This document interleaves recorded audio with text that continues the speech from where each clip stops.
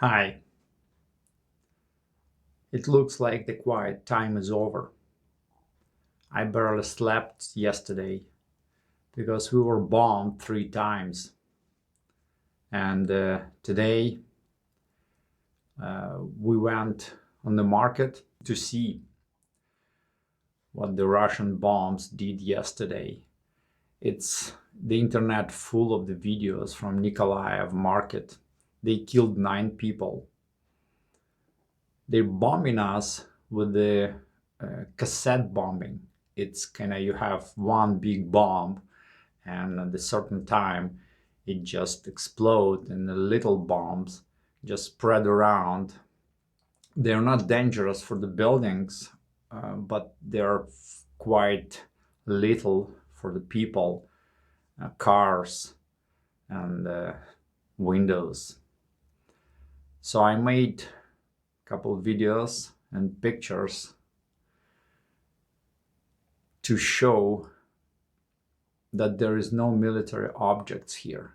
I'm not alone.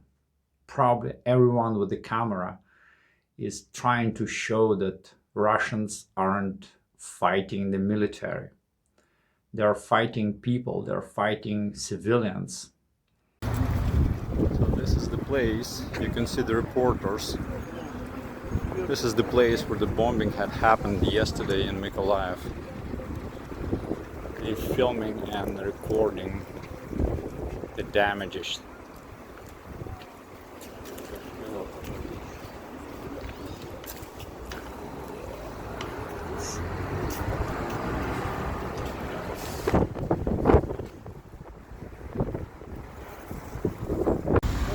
That's the impact.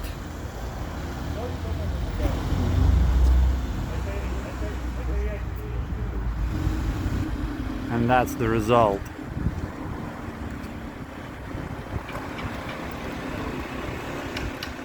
So despite the bombing, the cleaners were working. When the sirens went on, they didn't even move. And the gas fitters, yeah,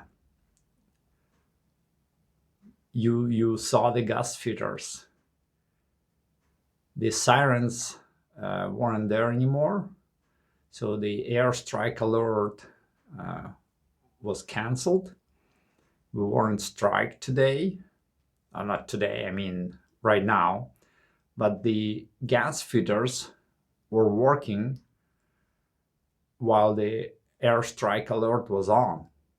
The sirens, like I said, was off, but the alert was on, and they were still working. And that's what I was talking about last time. The bravery of those people. They're not soldiers, but they're doing their job, and nobody will ever know their name, but we will have the gas, we will have the power because of them. And I admire them for that. I met the reporters from Al Jazeera, and we chat a little bit, and they were recording and reporting things that they see here. And I'm glad that the world now know what a great city and brave city Nikolaev is. But at the same time, as that reporter said me, he would rather be somewhere else and doing something beautiful, because this is awful. I wished him to make a good reportage, and he said, no, I'd like not being here at all. Yesterday we received the news about Bucha's massacre, and I want to share some thoughts about this. I was curious since I was a kid about people who are bullying others, or killing animals, or ripping off the insects' legs or wings. I was curious what drives them, what makes them do those things, because it's all starts in the childhood. And when you're a kid in the school, I think you met your bully, and even after surviving the school bullying, then in an adult life, you meet the same bullies, and you face them quite often and during whole your life. And the war, it's I would say it's a combined epicenter of bullying. On the top level, you have the president, the bully, Vladimir Putin, and then you have his generals who wants to bullying their subordinates. And then you have, on the ground level, you have soldiers who are now justifying those atrocities because of the orders they were giving. Obviously, Russia is saying that it's all fake and it was staged by, I don't know, CIA, MI5, SBU, whatever the hell. But the reason why they're doing that, it's because in their mind, they want to be a good guys. And that brings me to the topic about dehumanization of the enemy. Right now, Ukraine is doing a very good job of dehumanizing Russians. And I understand because of the war, we have to do that, because they already dehumanized us. They called us fascists and Nazis. They disregard any, like literally any common sense in this. They were trying to bully us for the last 300 years. The whole history of Ukraine, they were bullying us to submission. And they were succeeding so far. I honestly hope that they will not succeed this time. But the dehumanization is the part of the war. If you dehumanize your enemy, then you can kill him because you don't see him, you not regard him as a human being. And I think those atrocities happened because Russians aren't seeing us as a human beings. They don't see us as people. They see us as things that can be destroyed, that can be, wiped out from the surface of Earth if it's inconvenience for them. And you can't build this dehumanized face of the people in one day. You need time to do that. And in my opinion, what the Europeans and the Americans and the rest of the world don't realize is that Russia was dehumanizing Ukrainians for at least 30 years. Since 1991, since the Soviet Union collapsed, Russia began dehumanizing all the nations around it. I want to make a point. I want to stress it out, not just for my viewers, but probably for someone who will, spread it around and make it powerful message. Russia is dehumanizing not just Ukrainians. They are dehumanizing everyone around them. The Belarus is now under submission of the Russian. The Belarusian people aren't friends of Russia. They are their subjects. And the Ukrainians, until recently, we were kind of friends, like they called us brothers, Russian-speaking brothers. But in reality, I think we were also seen as the subjects to the Russians.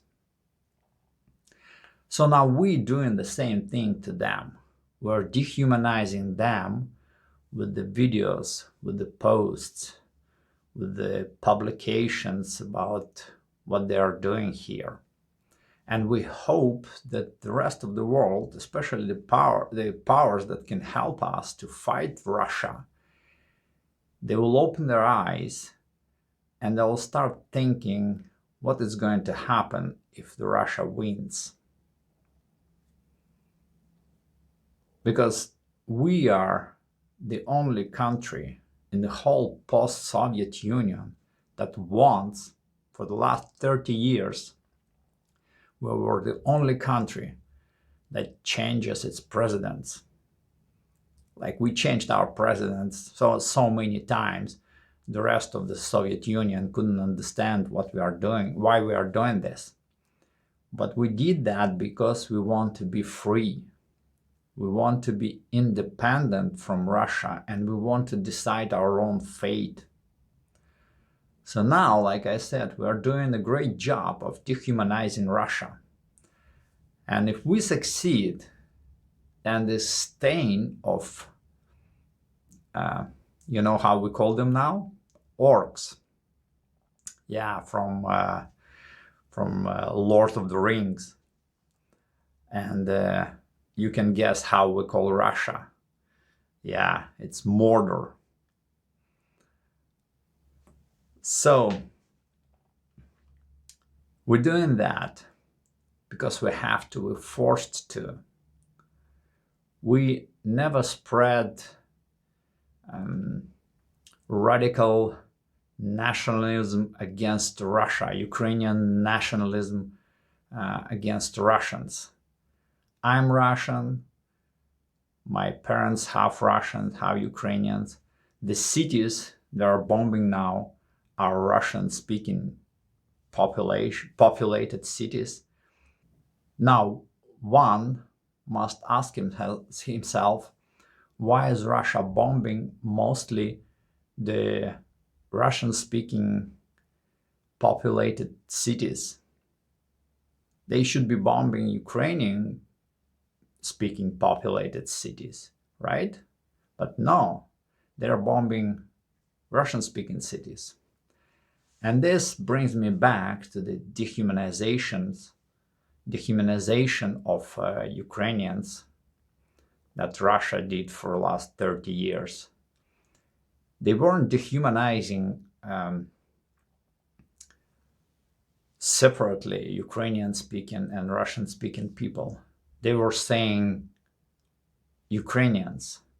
So on our side now, if I see myself as a Ukrainian, but I speak Russian, then I am Nazi too. So in response, the Russian-speaking Ukrainians start dehumanizing Russians. And the difference in this dehumanization between Russia doing towards us and we are doing towards Russia, the difference is that we have dignity. And because we're defending ourselves, and because we're defending ourselves with dignity, we see what Russia is doing as a crime, as a war crime.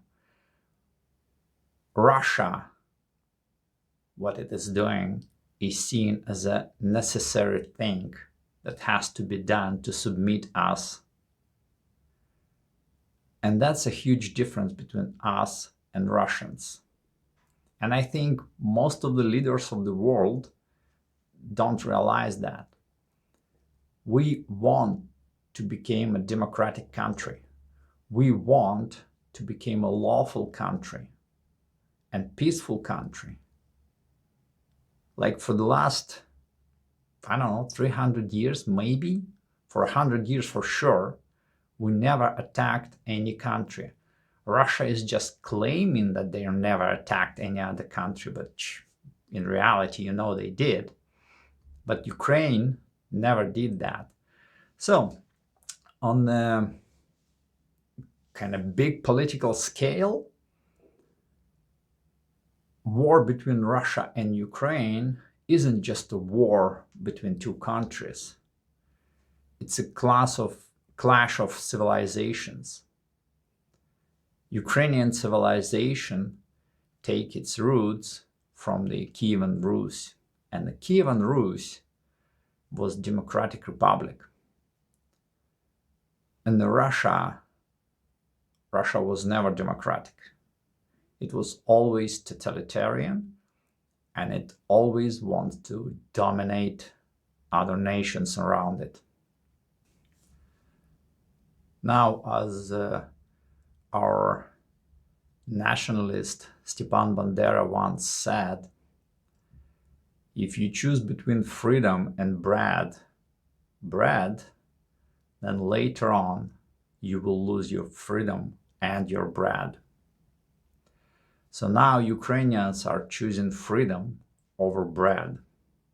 We outnumbered, we outgunned, and yet we are fighting. And if you go on the streets of Nikolaev and ask anyone, especially after yesterday's bombing, and if you ask anyone what they think about, Southern Kherson Republic or something like that, established by Russia and kind of getting into peaceful agreement with Russia, they will swear and they will curse you. Because we don't want to lose our freedom. We can make bread, but freedom, it's a very expensive commodity. And we are paying the highest price possible with our lives to have freedom, to have a right to choose. So in the conclusion, I'd like to say that we are dehumanizing Russians as a self-defense, so we can defend ourselves. Russians are dehumanizing us because they want control and power. And the next time you hear some powerful country dehumanizing weak country and calling it too radicalized or too nationalized or maybe full of terrorists, think about this. They want to feel good about killing other people. Politics aside, politics is just a reflection of the human feelings. And the powerful country as a whole, every single member of this country who is not opposing the war, they want to feel good about killing other people. That's why they are calling us Nazis and fascists and whatever they call us, because they want to be justified in their own eyes, in the eyes of their own children and neighbors. So it's not just Putin attacking Ukraine. It's not just his generals. It's every single soldier and officer in the Ukrainian soil right now. In his mind, he dehumanized Ukrainians so much that for him, killing a dog and killing a man, it's absolutely the same thing. I'll see you next time.